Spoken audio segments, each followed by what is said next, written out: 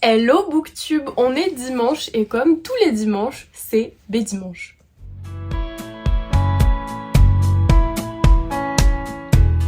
Pardonnez-moi, je parle du nez, mais je suis malade, voilà, j'ai ma petite infusion gingembre-miel juste à côté de moi, donc je suis pas en forme, mais on est toujours en forme pour tourner un Bédimanche, donc j'ai 4 bandes dessinées à vous présenter. Comme d'habitude, cette fois-ci je ne déroge pas à la règle, j'ai pas de manga, c'est que des bandes dessinées, on va avoir de l'adulte et on va avoir de la jeunesse. J'ai essayé un petit peu de varier les plaisirs. Passons à la présentation des bandes dessinées puisque vous êtes là pour ça quand même.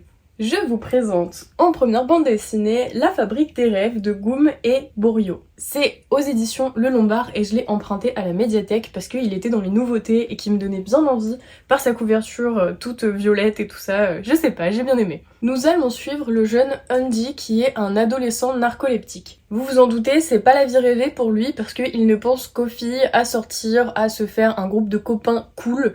Donc vraiment ça le pèse, il se déteste en fait d'être comme ça.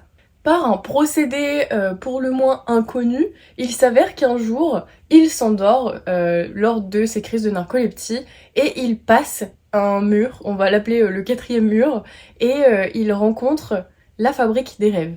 Évidemment, il n'est pas censé être là et lui-même ne comprend pas comment est-ce qu'il a atterri ici.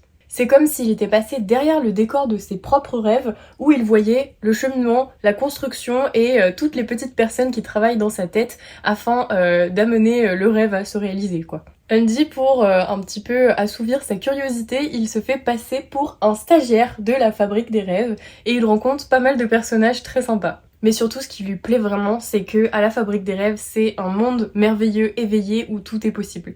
Outre cette histoire de Fabrique de Rêves, on suit Andy aussi dans la vraie vie. Puisque lorsqu'il est éveillé, on le suit dans la vraie vie, et lorsqu'il est endormi, on le suit dans la Fabrique des Rêves.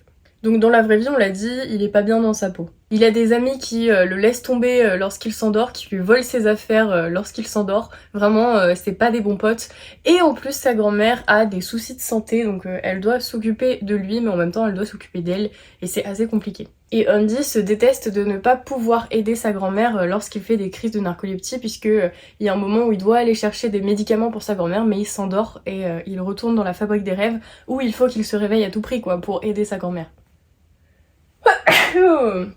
Ah là là. Bon, on a des très chouettes dessins avec d'une part les dessins qui représentent le monde réel qui sont un petit peu moroses avec des couleurs assez grises il me semble et le monde des rêves où c'est violet, rose, vert où c'est très coloré, très animé avec des bulles, avec des formes rondes, avec tout ce qui appartient au monde du rêve quoi. J'ai hâte de savoir la suite puisque je vous avoue que la fin m'a rendue un petit peu triste, voilà. Je le recommande pour les jeunes évidemment, mais aussi pour les adultes qui veulent se laisser aller à une petite lecture très sympa, très rapide, voilà, comme moi. Enfin bon, dites-moi si vous avez lu cette petite bande dessinée farfelue et si je vous ai donné envie. Moi je trouve que c'est une bonne manière d'aborder la narcolepsie avec les jeunes, voilà, qui ne savent pas.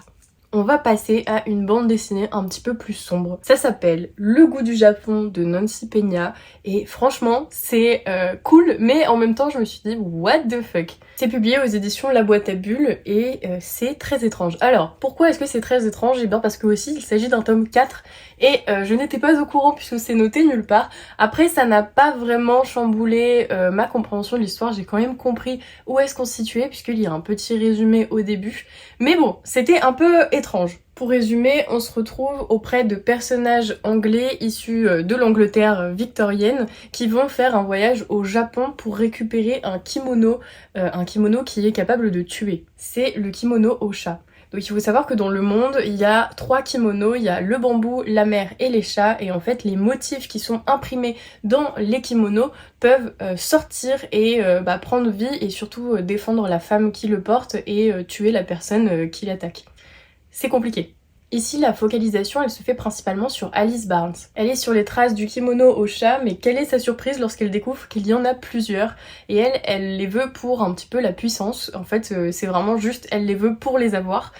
Sauf que on ne peut pas voler, entre guillemets, un kimono à quelqu'un sans qu'une autre personne ne meure.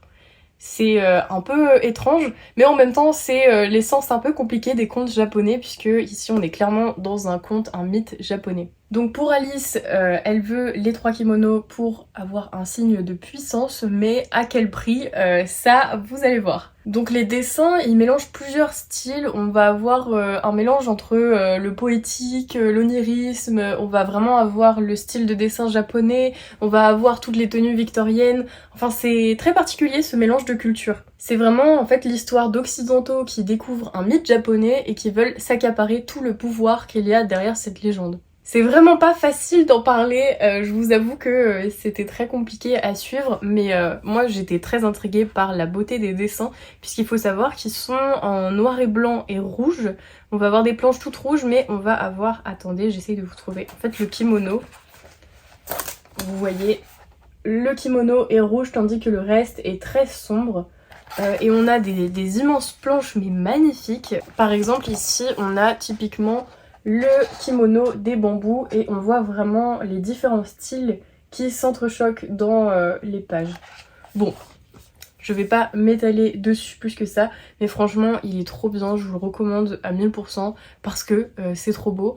Et moi ça m'a vraiment donné envie de connaître les débuts, puisque le tome 4 c'est bien, mais il y a quand même un petit souci de compréhension dans la globalité de l'histoire. Voilà, je vais peut-être me procurer les tomes qui viennent avant et je vous en reparlerai. Retournons du côté bande dessinée jeunesse avec La boîte à musique de JG et Carbone aux éditions Dupuis. Dans cette histoire, on va suivre la jeune Nola qui a perdu sa maman il y a quelques mois. L'intrigue débute lors de son 8e anniversaire où elle dit à son papa qu'elle ne veut pas passer son anniversaire sans sa mère, sauf que lui explique qu'elle ne reviendra pas. Pour cette occasion, il lui offre une boîte à musique ayant appartenu à sa maman et Nola la considère comme la chose la plus précieuse qu'elle possède. Seulement, cette boîte à musique, elle est un petit peu spéciale et Nola va vite s'en rendre compte, puisque lorsqu'elle rentre dans sa chambre et qu'elle pose la boîte à musique sur son bureau, elle voit une personne à l'intérieur, une petite personne qui lui fait « Eh, coucou, on est là !» Et donc Nola se dit « Mais qu'est-ce qui se passe? Je deviens folle !» Et en fait, la petite fille qui est dans la boîte à musique lui indique comment la rejoindre. Donc elle se rapetit et elle entre dans cet univers qui est la boîte à musique. Donc elle rentre dans Pandorian, c'est le petit monde qui habite la boîte à musique. Et au fur et à mesure, elle est ébahie par tout ce qu'elle découvre, toutes ces étrangetés, toutes ces personnes, en fait toute cette vie qui habite là depuis le début et qu'elle n'avait pas connaissance jusque-là. On m'a recommandé cette bande dessinée des multiples fois et je n'ai vu que des avis positifs. Vraiment, je pense que j'ai jamais vu d'avis négatifs sur cette BD. Et c'est d'ailleurs avec plaisir du coup que je l'ai découverte. La sensibilité qui anime Nola et comment est-ce qu'elle gère le deuil m'a beaucoup touchée. De plus, l'aventure qui anime les personnages tout au long de l'histoire m'a vraiment beaucoup plu. On voit que c'est pour la jeunesse, mais pas que, enfin il y a une double lecture. C'est un moyen de montrer l'amitié, l'amour avec des dessins qui font vraiment rêver, c'est magnifique. Je vais vous mettre quelques planches, mais vraiment j'ai trouvé ça très joli. Je pourrais me contenter du tome 1 puisque la fin est assez ouverte, mais je veux tellement lire la suite, je veux tellement savoir ce qui arrive à nos personnages ensuite, puisque pourquoi est-ce qu'il y aurait d'autres tomes s'il n'y avait pas de nouvelles aventures? Donc comme je le disais, c'est un ouvrage jeunesse qui aborde quand même le deuil et la sensibilité. Enfin, je comprends pourquoi on me l'a recommandé 1000 fois, parce que vraiment j'ai vraiment aimé quoi. Je sais que c'est très connu, donc vous devez être nombreux à l'avoir déjà lu, mais si c'est pas le cas, foncez juste par curiosité, parce que c'est très touchant quoi. Bon, je passe à la suite. On va passer à mon coup de cœur de cette semaine, c'est Les Moments Doux de Virginie Grimaldi aux éditions La Boîte à Bulles. Je n'ai jamais lu de roman de Virginie Grimaldi, voilà, honte à moi, puisque vu toutes les éloges qu'elle reçoit, honte à moi. Mais cette BD, enfin, c'est exceptionnel. Enfin, si les BD ressemblent à ça, les romans doivent être incroyables. Bon, vous vous en doutez, du coup, par la lecture de cette bande dessinée, j'ai vraiment eu envie de découvrir les livres, donc je vais peut-être essayer de m'en procurer un. D'ailleurs, si vous en avez à me recommander, n'hésitez pas. On va suivre Lily et Élise. En fait, c'est la même femme, le même personnage, mais pas à la même période de la vie. Ça veut dire que Lily a entre 25 et 30 ans, je crois, et Élise a 50 ans. L'une vient d'accoucher, l'autre laisse partir son enfant, son garçon, à Paris pour faire ses études. C'est un récit qui est très émouvant, qui est surtout centré sur la maternité et sur le fait d'être une femme de 50 ans divorcée qui doit vivre seule et essayer d'aller de l'avant quoi, de ne pas se laisser sombrer. J'ai été très touchée par ce récit et je me suis reconnue dans les enfants finalement, puisque il faut savoir que il y a une scène où la maman écrit des SMS à ses enfants en disant bonne journée, bonne nuit, etc. Et ma maman et mon papa d'ailleurs font ça tous les deux et parfois avec ma sœur on leur répond pas et du coup je me suis dit oh non mince c'est pareil. De plus le garçon qui part à Paris il laisse son chien à ses parents, le chien qu'il a adopté à la SPA etc. Et ben j'ai fait exactement la même chose, enfin je vais récupérer mon chien un jour mais quand j'ai emménagé à Paris j'ai laissé mon chien à la campagne quoi, puisque dans un appartement parisien c'est pas trop top. Et du coup je me suis dit waouh en fait c'est vraiment pareil. Et d'ailleurs, j'ai prêté la bande dessinée à ma maman, bon elle est là mais il faut encore qu'elle la lise, elle lit pas beaucoup mais je compte sur elle pour lire celle-ci. Bon, outre l'aspect des enfants qui partent etc, c'est surtout l'aspect à la maternité. Il y a énormément de scènes à la maternité puisque Lily a accouché d'un enfant prématuré et c'est très compliqué pour elle, l'attente, le stress d'être avec les autres parents de bébés prématurés en fait. C'est très émouvant aussi ces scènes puisque on voit que tout le corps médical et tous les parents s'entraident à aller de l'avant, à se dire ça va aller, mon bébé va aller mieux, enfin tout va bien.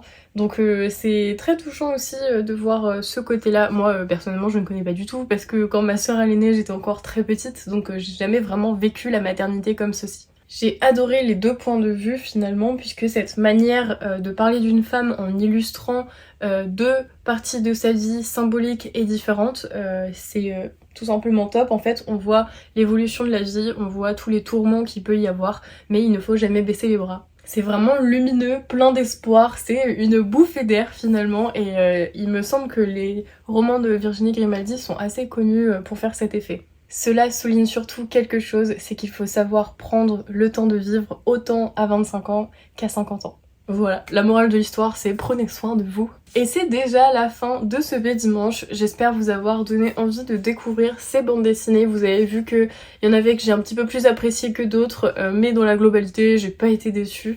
Donc dites-moi si vous les avez lus et si je vous ai donné envie. Et puis moi je vous dis à la semaine prochaine pour un nouvel épisode de dimanche. Des bisous!